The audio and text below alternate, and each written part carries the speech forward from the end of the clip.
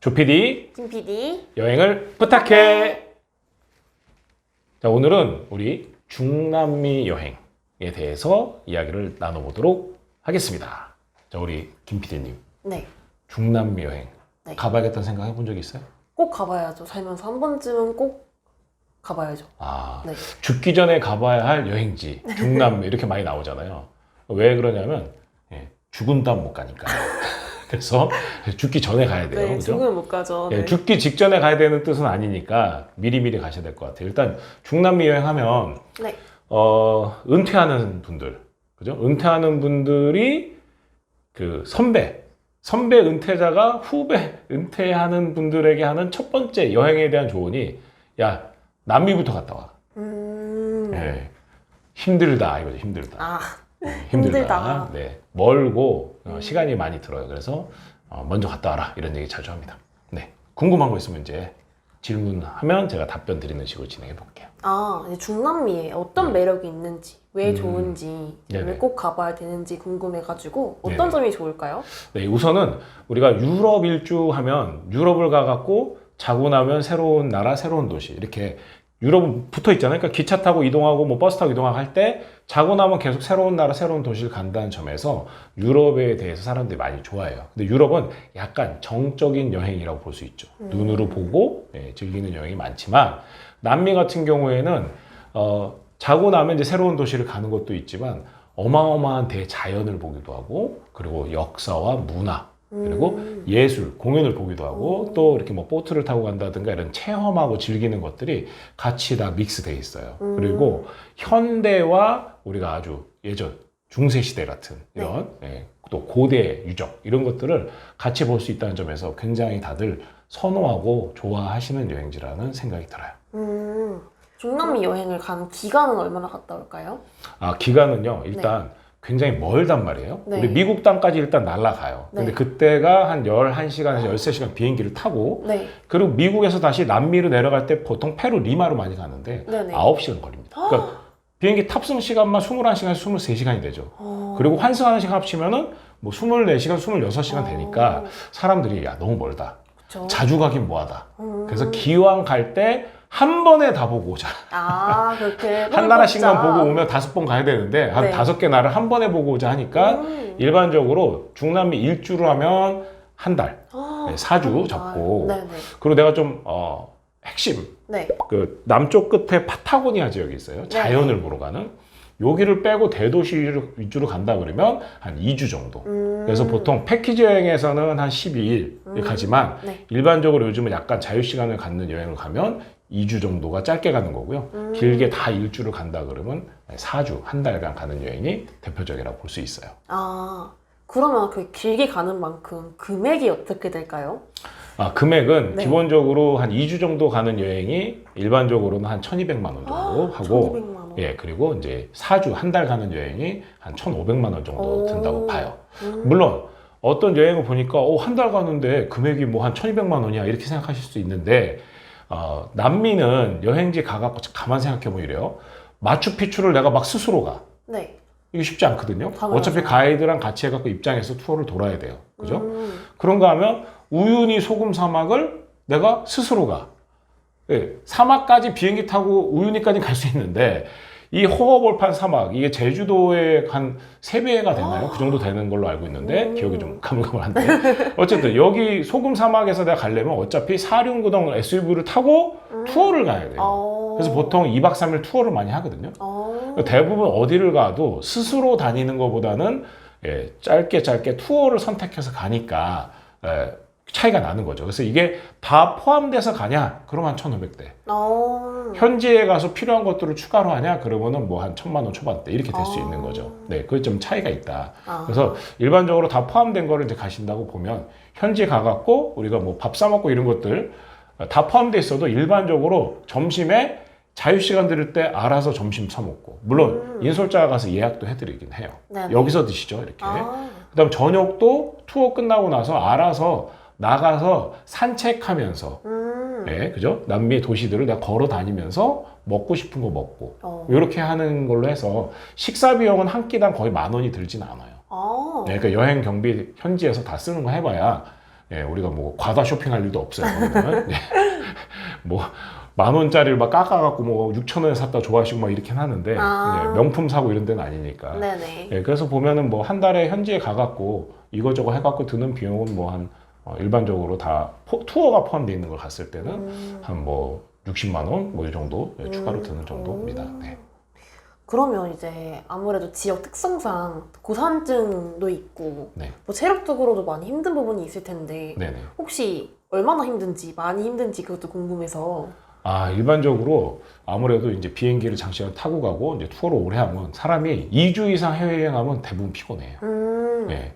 그래서 이제 좀 가능하다면은 제 개인적으로는 초반에 좀 고산지대를 지나가는 고산증도 같이 있을 수 있으니까 네네. 예, 그렇게 해서 출발하는 이제 페루 쪽부터 출발해서 반시계 방향으로 도는 거를 조금 더 저는 몸이 좀 편안하다 느껴요. 왜냐하면 네. 고산지대가 끝나고 나서 이제 해피엔딩이라고 예, 고산증 없이 이렇게 여행을 하는데 네. 여행을 즐겁게 했다 막판에 고산증을 좀 앓으면서 끝나면 예, 이게 좀 순서가 예, 그렇긴 한데 네. 어쨌든 뭐 너무 피곤하지 않냐 싶지만 예, 굉장히 빨리 이렇게 막 바쁘게 이렇게 투어를 하진 않아요.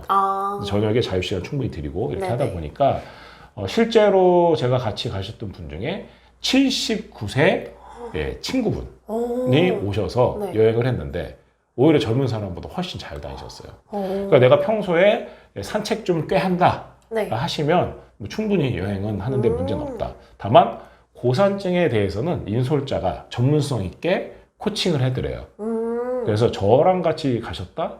예를 들어 다른 사람하고 갔는데 그 친구가 고산증에 대해서 굉장히 잘 이렇게 케어를 하는 게 아니다 그러면은 20명 중에 10명이 고산증 앓을 수 있어요. 근데 이제 저처럼 좀 이제 잘 훈련받은 사람이 가면 저희가 요거는 또 깨알 또 꿀팁이긴 한데 저희가 노하우를 해서 예, 그러면 한 20명 중에 한 2분 정도 고산증 좀 앓는 정도 그 정도 하고 갈 수도 있다. 네, 그걸 보실 수 있어요. 좋네요. 네네. 그러면 이제 보통 가시는 분들은 혹시 누가 많이 갈까요? 일반적으로 한 달이라는 시간을 내서 간다. 네. 그죠? 그리고 1,500만 원을 낸다. 이렇게 생각하면 네.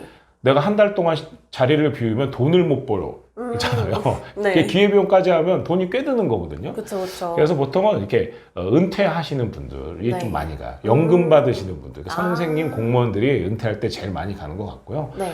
그래도 어느 정도 좀 사회적으로 좀 성공해서 좀 돈이 있다, 시간이 있다, 그리고 건강이 허락한다 이런 분들이 가다 보니까 연령대는 일반적으로 그래도 한 55세부터 한 70대 초반까지가 좀 많이 포진이 돼 있다고 보실 수 있어요. 그거는 투어로 가실 때 그래요. 물론 저희가 투어 중에 2명 단위로 출발해서 가는 투어도 있어요. 그런 것들은 이제 현지에서 가이드가 나와서 같이 여행을 해드리는데 이런 여행들은 이제 좀 젊은 분들도 많이 갑니다. 그래서 저희가 연령대 그리고 이제 여행 가는 것들을 이야기 나눠봐서 어떤 패턴으로 여행 가실지 보통 저희가 가이드를 해드립니다.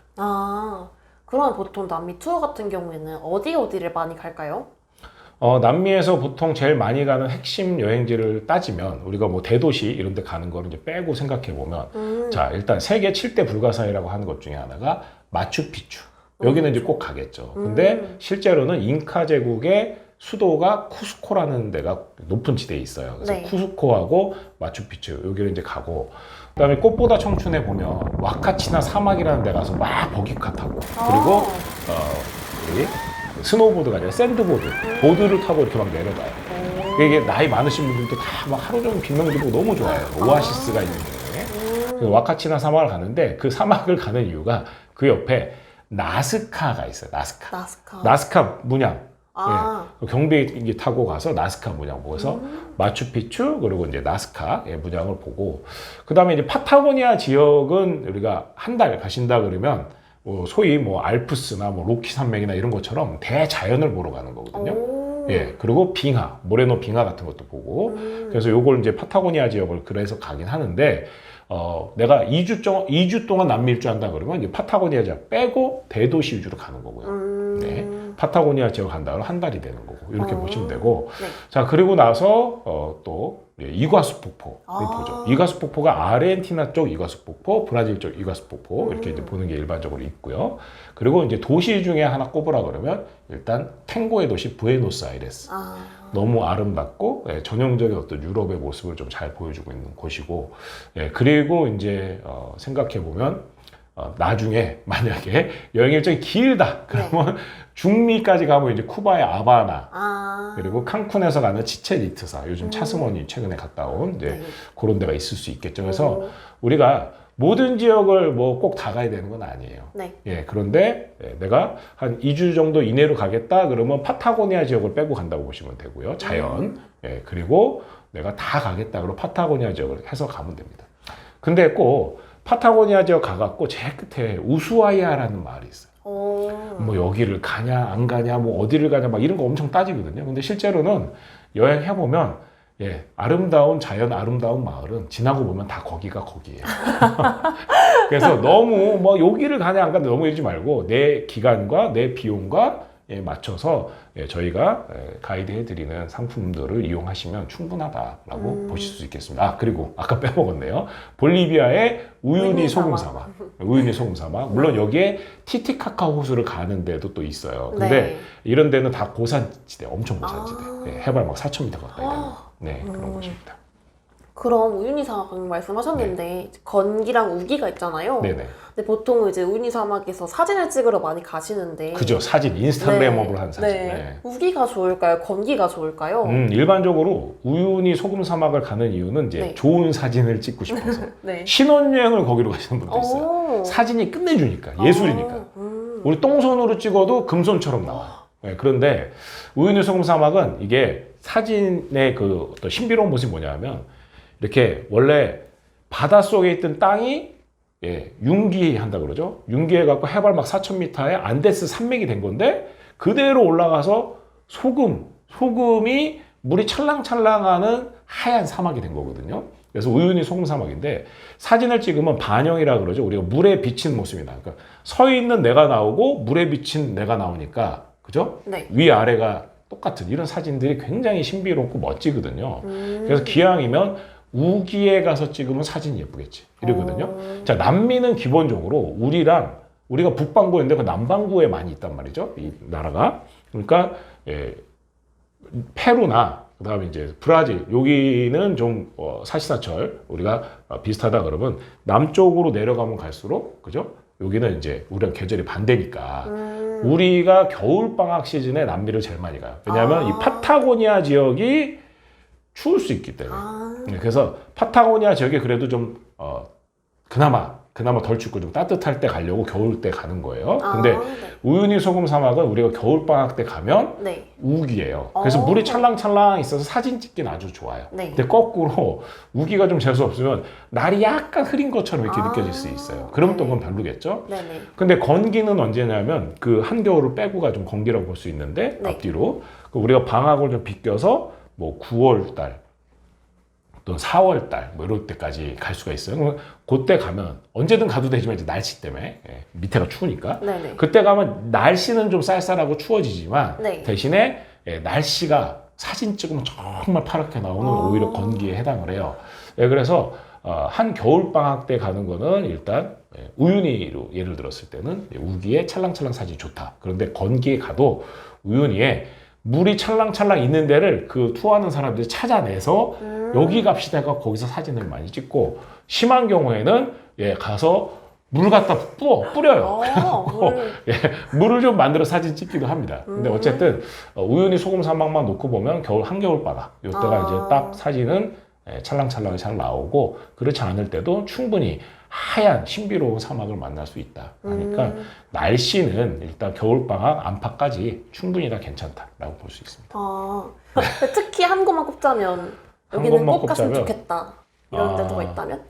저는 개인적으로 잉카 유적과 스페인의 정복자 이야기들이 어우러져 있는 이 페루 리마를 시작을 해서 쿠스코 그리고 아까 와카치나 사막 그리고 뭐 바에스타라고 해서 갈라파고스 대신이라고 하는 페루의 갈라파고스라고 하는 바에스타 섬 가는 거 그리고 나스카 문양 보고 그리고 이제 마추픽추도 이제 가고 하는데 제가 봤을 때는 그냥 한 군데만 간다 그러면은 페루 일주를 하는 것도 또 괜찮아요. 페루 일주. 물론 우리가 아마존 강을 갔다 하면 페루에서 들어가는 데가 또 있거든요. 그래서 뭐 다양하게 있지만 어쨌든 한 군데만 간다 보면 페루 지역 가는 것도 괜찮습니다. 그러나 말씀드렸다시피 대체로 심리가 한 번에 갔을 때 다 둘러보고 오자 하니까 맞아요. 약간 일주를 가게 되겠죠. 네. 저는 이제 궁금한 게 다 풀렸습니다. 아, 그래요? 네네. 네. 일단 여행의 재미를 더해주는 거는 인솔자가 누구냐도 되게 중요해요. 보통 우리 현지 가면 현지 한국인 인솔자가 나오는 패키지 투어 방식이 있는가 하면 세미 패키지처럼 가면 현지에 이제 주로 스페인어를 많이 쓰죠. 포르투갈에 지배를 받은 브라질만 포르투갈어로 쓰죠.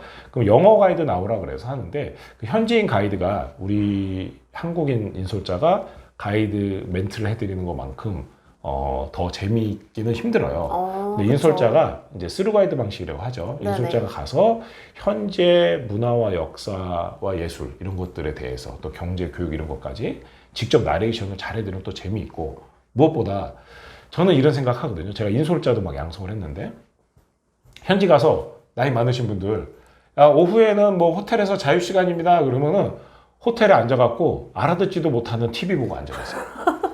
아니 나가갖고 마을도 막 가고 뭐 어디 저 시내도 나가고 맛집도 찾아가고 이래야 되는데 네. 멍하니 그냥 TV 보고 계신 네네. 이런 투어 팀들을 많이 보거든요. 야, 이거는 인솔 아주 못 배운 인솔자들이 어디 가서 자기 혼자 자유시간 갖고 있어.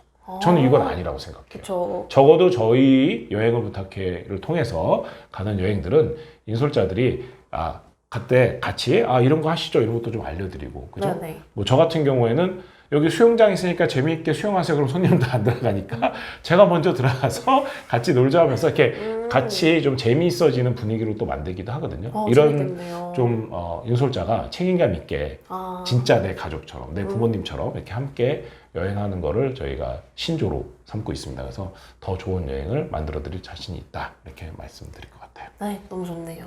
네. 네. 그럼 뭐 남미 여행은 어떻게 알아보고 신청하나?